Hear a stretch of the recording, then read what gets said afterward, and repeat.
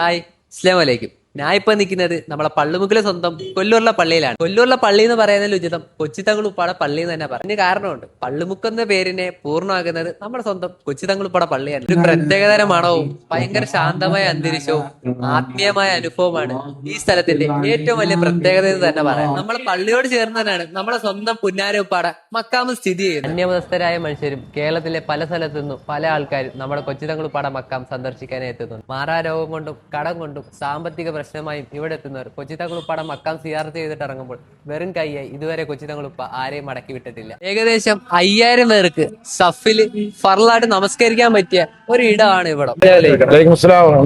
നമ്മളെ കൊച്ചിത്തങ്ങളുപ്പാക്ക് ഒരു പേരുണ്ടായിരുന്നു. ആ പേരിൽ നിന്ന് കൊച്ചിത്തങ്ങളുപ്പ എന്ന് എങ്ങനെയാണ്? അദ്ദേഹത്തിന്റെ യഥാർത്ഥ പേര് അസയ്യിദ് മുഹമ്മദ് ബാഫക്കിയിൽ കൊച്ചുകോയ തങ്ങൾ റളിയല്ലാഹു അൻഹു. യമനിലെ ഹദർമൗത്ത് എന്ന പട്ടണത്തിൽ നിന്നും ഇവിടെ എത്തി ദീനി പ്രബോധനവുമായി അദ്ദേഹം ഇവിടെ കഴിഞ്ഞു. അദ്ദേഹത്തിന്റെ കാലഘട്ടത്തിനോടനുബന്ധിച്ച് ഒരു വലിയ തങ്ങൾ ഇവിടെ ഉണ്ടായിരുന്നു. അദ്ദേഹം ഉണ്ടായിരുന്ന ആ അവസരത്തിലാണ് നമ്മുടെ ബാഫക്കി കുടുംബ കബീലയിൽപ്പെട്ട ഈ തങ്ങൾ ഇവിടെ വന്നത്. അങ്ങനെയാണ് അദ്ദേഹത്തിനെ ആൾക്കാർ കൊച്ചുതങ്ങളുപ്പ എന്ന് വിളിച്ച് ആ പേര് യാഥാർത്ഥ്യമായത്. നമ്മൾ ഉപ്പാപ്പാടെ കാര്യം പറയാനാണെങ്കിൽ ഈ ഒരു ചുരുങ്ങിയ സമയം കൊണ്ട് പറഞ്ഞു തീർത്തില്ല എന്ന് എനിക്കറിയാം. ഈ ഒരു നിമിഷവും നേരവും നഷ്ടപ്പെട്ട പ്രവാസികൾക്കും മറ്റു മനുഷ്യർക്കും വേണ്ടി ഈ മക്കാമിന്റെ ഫ്രണ്ടിൽ നിന്ന് സിയാർത്ത് ചെയ്തുകൊണ്ട് ഇന്ന് ഈ വീഡിയോ ഇവിടെ വെച്ച് നിർത്തുന്നു. അസ്സലാമു അലൈക്കും.